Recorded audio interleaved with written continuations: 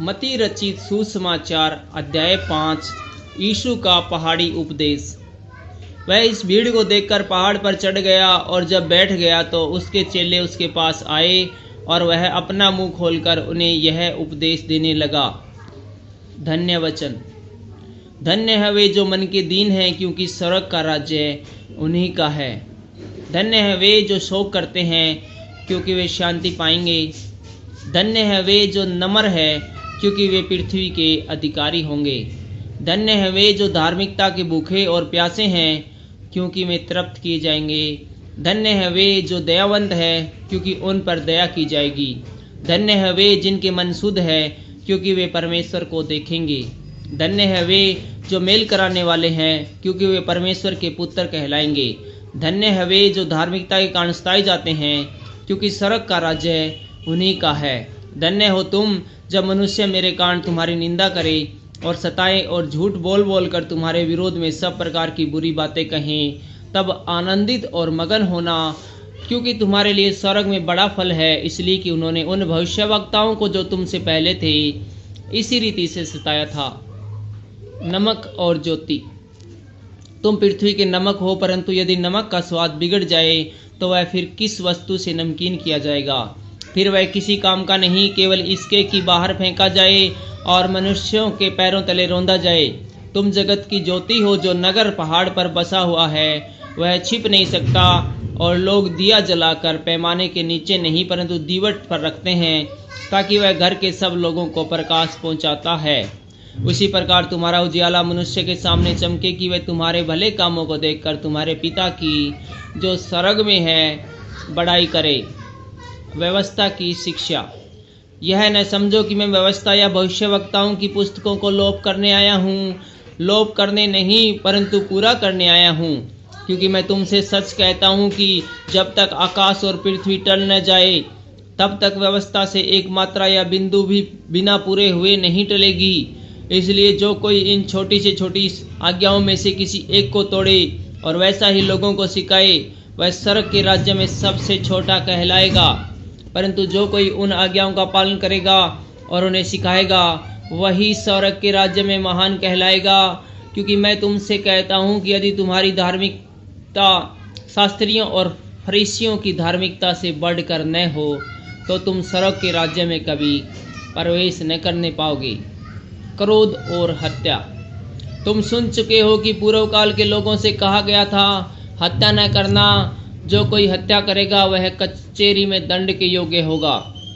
परंतु मैं तुमसे यह कहता हूँ कि जो कोई अपने भाई पर क्रोध करेगा वह कचहरी में दंड के योग्य होगा, और जो कोई अपने भाई को निकम्मा कहेगा वह महासभा में दंड के योग्य होगा, और जो कोई कहे अरे मूर्ख, वह नरक की आग के दंड के योग्य होगा। इसलिए यदि तू अपनी भेंट वेदी पर लाए और वहाँ तू समझ करे कि तेरे भाई के मन में तेरे लिए कुछ विरोध है, तो अपनी भेंट वहीं वेदी के सामने छोड़ दे और जाकर पहले अपने भाई से मेल मिलाप कर और तब आकर अपनी भेंट चढ़ा। जब तक तू अपने मुद्दई के साथ मार्ग में है, उससे झटपट मेल मिलाप कर ले। कहीं ऐसा न हो कि मुद्दई तुझे हाकिम को सौंपे और हाकिम तुझे सिपाही को सौंप दे और तू बंदी गृह में डाल दिया जाए। मैं तुझसे सच कहता हूँ कि जब तक तू कोड़ी कोड़ी भर न दे, तब तक वहाँ से छूटने न पाएगा। व्यभिचार। तुम सुन चुके हो कहा गया था कि व्यभिचार न करना, परंतु मैं तुमसे यह कहता हूँ कि जो कोई किसी स्त्री पर कुदृष्टि डाले, वह अपने मन में उससे व्यभिचार कर चुका। यदि तेरी दाहिनी आंख तुझे ठोकर खिलाए तो उसे निकाल कर फेंक दे, क्योंकि तेरे लिए यही भला है कि तेरे अंगों में से एक नष्ट हो जाए और तेरा सारा शरीर नरक में न डाला जाए। यदि तेरी दाहिनी आंख तुझे ठोकर खिलाए तो उसको काट कर फेंक दे, क्योंकि तेरे लिए यही भला है कि तेरे अंगों में से एक नष्ट हो जाए और तेरा सारा शरीर नरक में न डाला जाए। तलाक। यह भी कहा गया था, जो कोई अपनी पत्नी को तलाक देना चाहे तो उसे त्याग पत्र दे। परंतु मैं तुमसे यह कहता हूँ कि जो कोई अपनी पत्नी को व्यभिचार के सिवा किसी और कारण से तलाक दे, तो वह उसे व्यभिचार करता है, और जो कोई उस त्यागी हुई से विवाह करे वह व्यभिचार करता है। शपथ। फिर तुम सुन चुके हो कि पूर्व काल के लोगों से कहा गया था, झूठी शपथ न खाना, परंतु प्रभु के लिए अपनी शपथ को पूरा करना। परंतु मैं तुमसे यह कहता हूँ कि कभी शपथ न खाना, न तो स्वर्ग की, क्योंकि वह परमेश्वर का सिंहासन है, न धरती की, क्योंकि वह उसके पाँव की चौकी है, और न यरूशलेम की, क्योंकि वह महाराजा का नगर है।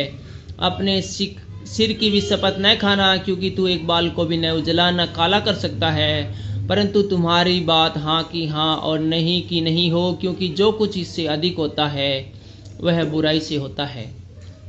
प्रतिशोध। तुम सुन चुके हो, कहा गया था, आँख के बदले आँख और दांत के बदले दांत। परंतु मैं तुमसे यह कहता हूँ कि बुरे का सामना न करना, परंतु जो कोई तेरे दाहिने गाल पर थप्पड़ मारे उसकी ओर दूसरा भी फेर दे। यदि कोई तुझ पर नालिश करके तेरा कुर्ता लेना चाहे तो उसे दोहर भी लेने दे। जो कोई तुझे कोस भर बेगार में ले जाए तो उसके साथ 2 कोस चला जा। जो कोई तुझसे मांगे उसे दे, और जो तुझसे उधार लेना चाहे उससे मुंह न मोड़। शत्रुओं से प्रेम।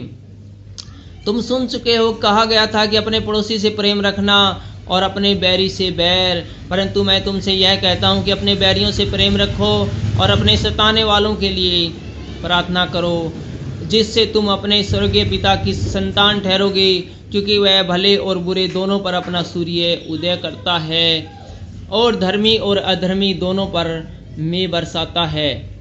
क्योंकि यदि तुम अपने प्रेम रखने वालों से ही प्रेम रखो तो तुम्हारे लिए क्या फल होगा? क्या महसूल लेने वाले भी ऐसा ही नहीं करते? यदि तुम केवल अपने भाइयों ही को नमस्कार करो तो कौन सा बड़ा काम करते हो? क्या अन्य जाति भी ऐसा नहीं करते? इसलिए चाहिए कि तुम सिद्ध बनो जैसा तुम्हारा स्वर्गीय पिता सिद्ध है। Thank you.